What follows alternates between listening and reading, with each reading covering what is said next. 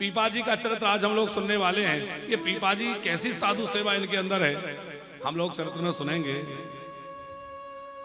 पीपा प्रताप जगवासना, नाहर को उपदेश दियो। प्रथम भवानी भक्त, मुक्ति मांगन को धायो। और सत्य कयो ही शक्ति स्वदृढ़ हरि शरण बतायो। श्री रामानंद पद भयो अति भक्ति की शिवा। और गुण असंख्य निर्मोल संत धरि राखत ग्रीवा। परसि प्रणाली सरस वही सकल विश्व मंगल किए। पीपा प्रताप जगवासना, नाहर को उपदेश दियो। पीपा जी ये बड़े अद्भुत भक्त हुए, इनकी कथा सुनाई जा रही है। राजस्थान में कोटा के पास में गागरोन नाम की जगह है। तो गागरोन जो है वो पहले एक राजाओं का गढ़ था, राजाओं का किला। वहां पर जो है एक विशाल नगर और एक समृद्ध राज्य था। उस राज्य के जो राजा थे वो थे श्री क्रोध सिंह। दूसरा नाम उनका था कड़वा राव। उनको लोग प्रेम से संत बप्पा कहते थे, क्योंकि वो बड़े संत प्रकृति के थे, भक्त थे तो राजा, पर उनमें संत प्रवृत्ति थी, इसलिए उनको लोगों ने संत बप्पा कहना प्रारंभ कर दिया। उनके घर में संवत 1417 में चैत्र मास के पूर्णमासी को एक बालक का जन्म हुआ। और उन बालक का नाम जो है राव बप्पा रखा गया। प्रेम से लोग उनको राव बप्पा कहते थे। वही पीपा जी के नाम से प्रसिद्ध हुए। ये कौन है? ये महाराज मनु के अवतार कहे गए हैं। मनु महाराज ही धर्म का प्रचार करने के लिए, भक्ति का प्रचार करने के लिए प्रकट हुए हैं। संवत 1417 में प्रकट हुए। बाल्यावस्था से ही इनके अंदर भक्ति के चिन्ह थे, भक्ति के भाव थे। धीरे धीरे बड़े हो रहे थे, खूब भक्ति करते थे। लेकिन भक्ति किसकी करते थे? ये भक्ति करते थे भगवती भवानी की, क्योंकि इनके कुल की जो देवी है वो भगवती जगदम्बा थी। तो देवी पूजा ही इनके कुल में होती आई थी। और अपने पिता राव बप्पा से ये देवी की उपासना देखते थे, तो ये भी देवी की उपासना में, भक्ति में लग गए। आगे चल करके इनको पिताजी ने राजा बना दिया और 25 वर्ष की लगभग इनकी अवस्था हो गई थी। तब इनको संवत 1442 में राजगद्दी पर पिताजी ने बिठा दिया। अब जब ये राजा बन गए, विवाह हो गया। और एक विवाह नहीं हुआ, नरेंद्र सिंह जी, इनके 20 विवाह हुए, 20 रानियां थी। बड़ा समृद्ध राज्य था, खूब आनंद से राज्य काज चल रहा था। एक बार इनके यहां संत पधारे। संतों की टोली चलती है, जमात जो हम एक दिन बीच में बताए थे, जमात जा रही थी। गागरोनगढ़ पहुंच गई और वहां रुकी तो कहा कि हम लोग प्रसाद पाएंगे। अब साधु सेवा में इनकी खूब रुचि भी थी। साधुओं के लिए कहा कि आज हमारे यहाँ देवी का भंडारा है, तो आप लोग देवी के भंडारे में प्रसाद पाइए। वो संतों ने कहा कि हमारे साथ ठाकुर जी चलते हैं और हम अपने ठाकुर जी को जो है अमनिया भोग लगाते हैं। माने किसी का भोग लगा हुआ अपने ठाकुर जी को भोग नहीं लगा सकते। तो आप तो हमें सीधा सामान दे दीजिए, सीधा सामान लेकर के हम अपना रसोई तैयार कर लेंगे, अपना बना करके ठाकुर जी को पवा देंगे, अपना पालेंगे। क्योंकि संत तो भोजन बनाते हैं तो ठाकुर जी के लिए प्रसाद बनाते हैं, अपने लिए नहीं बनाते। आप लोग भी घर में जो भोजन बनाते हैं तो आज से ये मत सोचो कि पत्नी के लिए बना रहे हैं, पति के लिए बना रहे हैं, बच्चों के लिए बना रहे हैं। किसके लिए बना रहे हैं? बोले जो भोजन बन रहा है वो श्री ठाकुर जी के लिए बन रहा है, ठाकुर जी का भोग बन रहा है। ठाकुर जी के भोग की भावना से बनाइए, पर भगवान का प्रसाद प्रेम से पाइए, परिवार को पवाइए। तो भावना बदलते ही आपका जीवन बदल जाएगा, सब कुछ बदल जाएगा। संतों ने प्रसाद बनाया। अब पंकज जी, संतों ने प्रसाद के लिए सामग्री मांगी तो प्रसाद तो सामग्री तो दे दी, पर राजा ने थोड़ा ऐसे ही दे दी, बहुत ज्यादा उसमें घी गुड़ ये सब नहीं दिया, सामान्य सामग्री दे दी। माने देवी की उपासना में अधिक रुचि थी तो देवी के लिए तो बहुत बढ़िया बढ़िया पदार्थ बनाए गए थे, और साधुओं की सेवा में सामान्य सामग्री दे दी।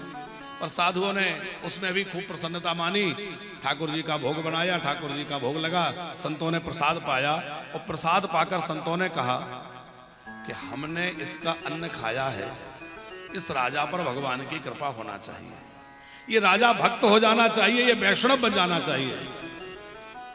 भगवान से प्रार्थना करी, ठाकुर जी इस भक्त का भोग पा रहे हो तो इस पर कृपा भी करो, इस भक्त को अपनी भक्ति प्रदान करो। और भगवान अपने भक्तों की, संतों की बात को अधूरा नहीं रखते। भगवान ने एक लीला करी, संत तो पधार गए, वो राजा जो पीपाजी हैं सो रहे थे, रात्रि में सोते हुए उन्होंने एक स्वप्न देखा कि उन्होंने जो देवी पूजा करते हुए बड़े बड़े यज्ञ किए थे, उन यज्ञों में पशुओं की हिंसा करी थी, तो जिन पशुओं की उन्होंने हिंसा करी थी वो सब के सब प्रेत बन करके राजा को भय दिखा रहे हैं, उठा उठा के पटक रहे हैं। राजा बड़ा भयभीत हो गए, ये क्या दृश्य है भाई, ये सब क्या है। घबराए, सवेरे उठ करके भगवती के सामने गए, माँ ये सब क्या था। माँ मुझे मुक्ति चाहिए। तो मुक्ति की प्रार्थना भगवती जगदम्बा से करी। प्रथम भवानी भक्त मुक्ति मांगन को धायो, माता के चरणों में जाकर प्रणाम किया और मुक्ति मांगी। माता के मंदिर से आवाज आई, राजन मुक्ति चाहते हो तो मुक्ति मैं नहीं दे सकती, मुक्ति देने का काम तो श्री ठाकुर जी का है, श्री हरि का है, उनकी शरण में जाओ। अब यहां एक प्रश्न उठता है कि क्या भगवती मुक्ति नहीं दे सकती। चरित्र में तो यही लिखा है कि भगवती जो है वो संसार की संपत्ति दे सकती हैं, स्वर्ग आदि लोगों का वैभव दे सकती हैं, पर मुक्ति देने का अधिकार तो केवल भगवान को है। इसलिए भगवती ने कहा कि जाओ और भगवान का आश्रय लो। लेकिन यहां एक बात बड़े सोचनीय है कि यहां देवी के प्रति कोई न्यून भाव नहीं लाना चाहिए मन में, क्योंकि देवी भी ब्रह्म रूपा है, भगवान भी ब्रह्म है। तो जैसे हम कई बार कहते हैं कि जो पंचदेव उपासना है वो पांचों ही ब्रह्म ही हैं, तो ये ना माने कि देवी छोटी है भगवान बड़े हैं, कि ये छोटा है ये बड़ा है, सब एक ही। पर भगवती ने कहा कि मैं तो जगत की संपत्ति देने, लोक वैभव आदि देने के लिए प्रसिद्ध हूं, और अब तुम संतों की सिफारिश से भगवत भक्त बनना चाहते हो तो मैं भी कहती हूँ जाओ तुम वैष्णव बन जाओ, भगवान के भक्त बन जाओ। तो भगवती ने भी उनको भक्ति की ओर प्रेरित किया और आदेश दिया कि जाओ काशी में श्री रामानंदाचार्य जी विराजमान हैं, उन आचार्य चरण को पकड़ लो, उनसे मंत्र दीक्षा ले लो तो तुम्हारा काम बन जाएगा।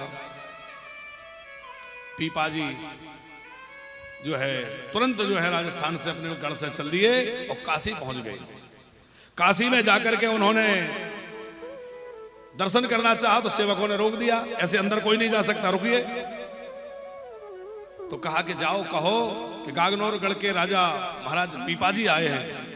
उन्होंने जाकर के स्वामी जी से कहा कि कोई राजा आए हैं। स्वामी जी ने कह दिया हमें राजाओं से क्या लेना देना, भगत को कहा सीकरी सो काम, हमें राजा से क्या लेना देना, मना कर दो, नहीं मिल रहा है।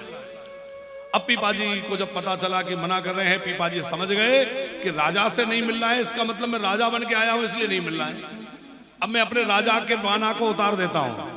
इन्होंने सेना को लौटा दिया, संपत्ति लाए थे वो साधुओं में, काशी के ब्राह्मणों में बांट दी, जो इनके पास धन वैभव कुछ था भी वो सब बांट दिया, सेना को लौटा दिया।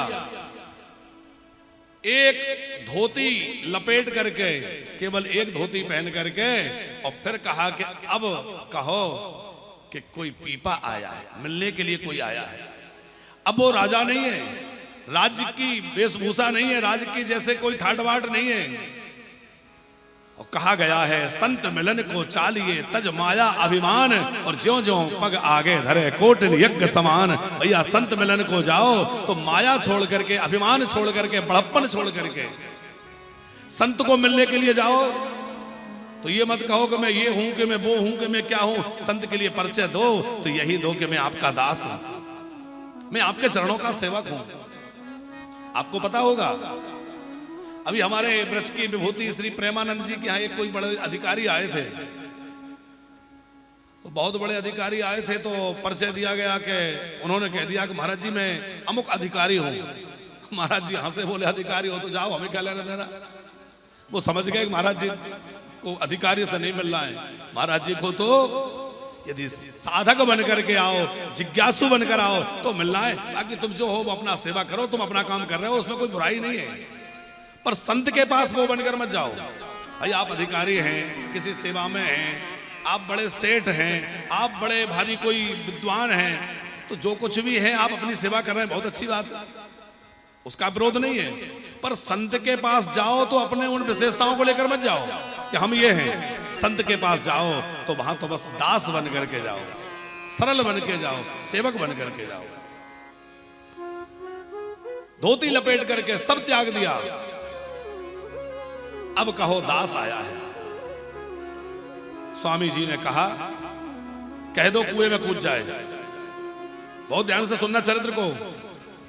स्वामी रामानंदाचार्य जी ने कहा कह दो कुएं में कूद जाए, और जैसे ही सेवकों ने कहा कि स्वामी जी ने कहा कुएं में कूद जाओ, प्रसन्न हो गए।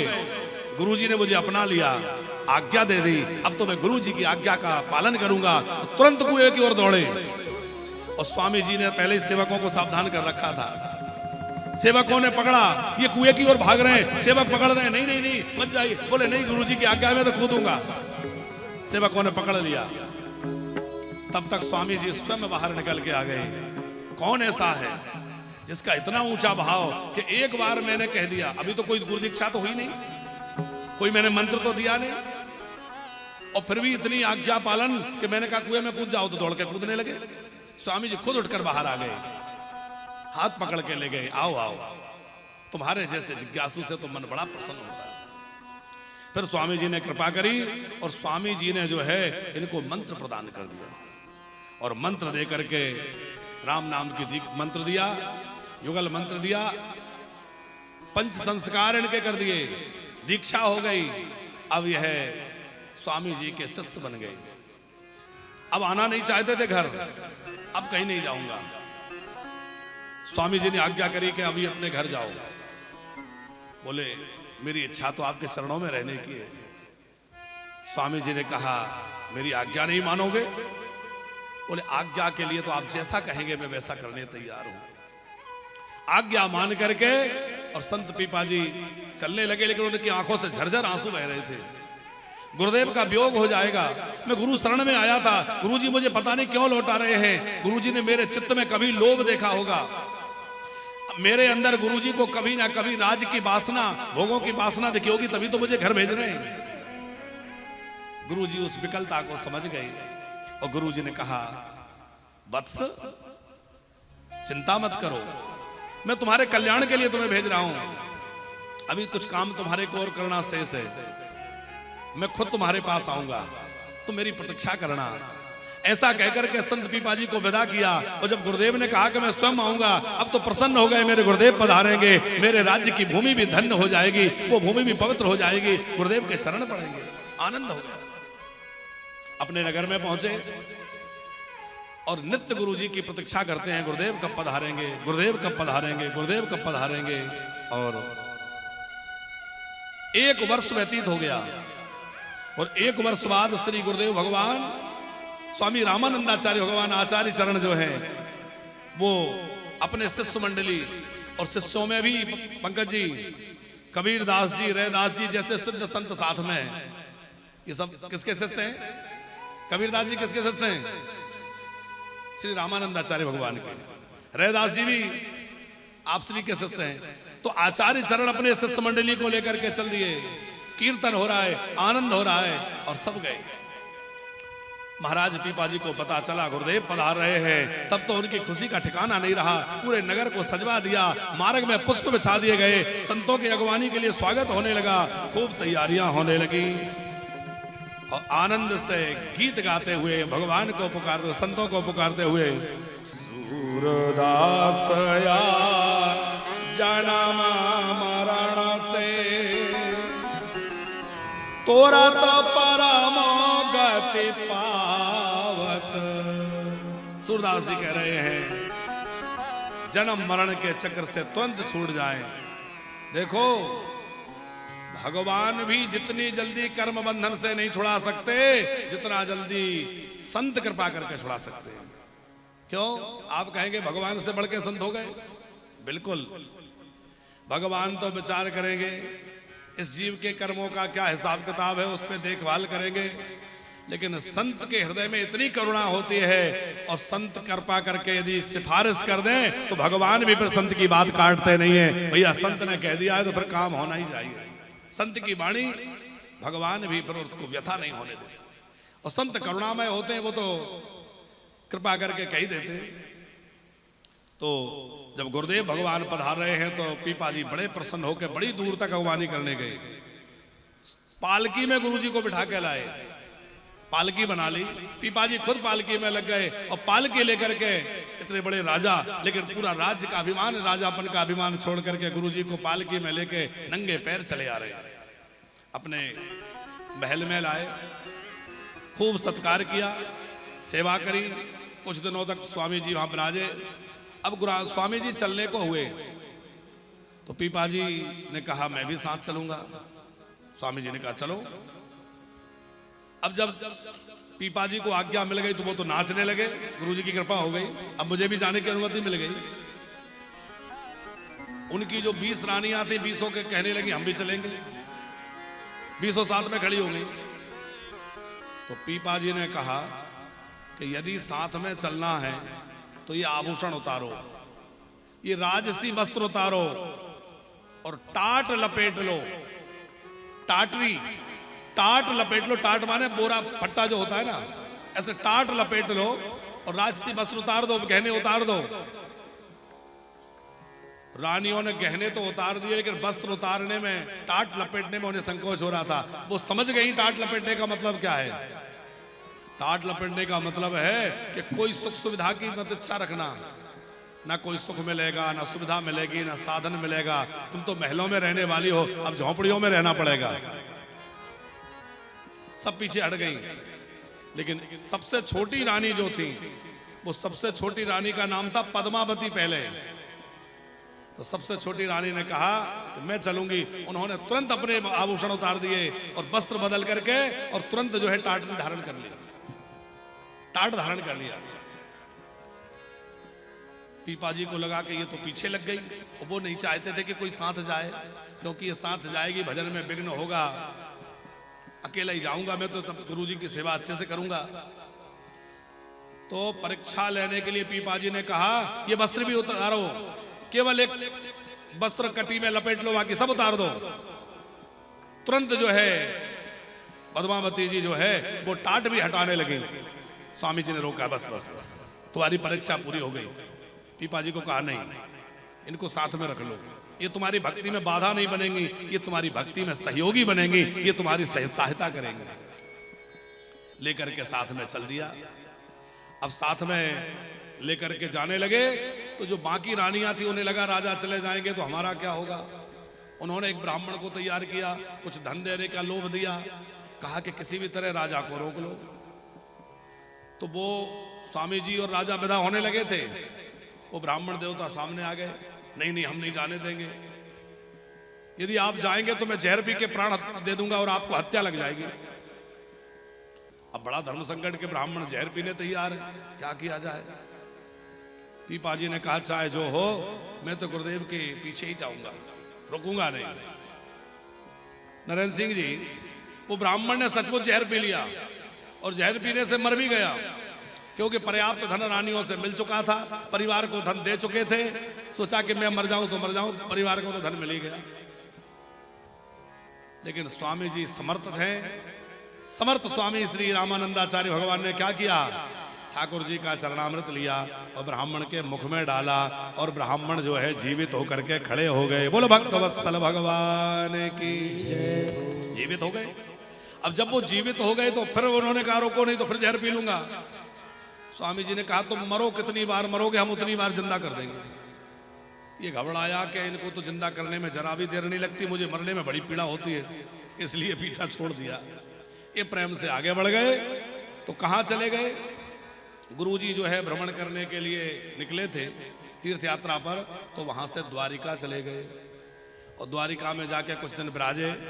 पीपाजी भी अब तो राजा नहीं रहे, अब तो चरण सेवक बन गए, दास बन गए। तो पीपा दास भगवत भक्त बनकर के सेवा करने लगे। अब जो इनकी रानी पद्मावती थी उनका नाम सीता रख दिया आचार्य जी ने।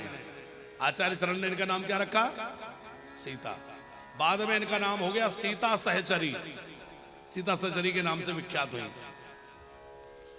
गुरुजी कुछ दिनों तक द्वारिका रहे। द्वारिका से वापस विदा होने लगे तो कहा, आपकी क्या इच्छा है पीपा जी? बोले, मेरी इच्छा तो ये थी कि द्वारिका में रह के ठाकुर जी का कुछ और भजन किया जाए, बाकी आप जो आज्ञा करेंगे। गुरु ने आज्ञा करी ऐसी। गुरु जी ने कहा तुम यहीं रहो, यही भजन करो, जैसी गुरु आज्ञा। गुरुदेव भगवान तो संतों को लेकर के तीर्थ यात्रा करते करते काशी के लिए लौट पड़े और पीपा जी सीता सहचरी जो दोनों द्वारिका में रहने लगे। नरेंद्र सिंह जी, भगवत दर्शन की ऐसी व्याकुलता हुई कि पागलों की तरह घूमे, भगवान कहाँ है, कहाँ है, कहाँ है। दर्शन करें ठाकुर जी के, पर मन में लगे कि ठाकुर जी से बातें करें, ठाकुर जी के दर्शन हो जाए, ठाकुर जी मिल जाए। विकलता बढ़ गई, इतनी बढ़ गई कि अब रहा नहीं जाता। सबसे बड़ा ताप क्या है? दैहिक ताप, दैविक ताप, भौतिक ताप ये तो बहुत छोटे हैं। सबसे बड़ा ताप है ब्रह का ताप। जब भगवान का ब्रह किसी के अंदर होता है तो भगवान के ब्रह में वो तड़पता है। पीपा जी के अंदर भगवत ब्रह है, मिलन की चाह। किसी ने कहा असली द्वारिका तो समुद्र में डूब गई।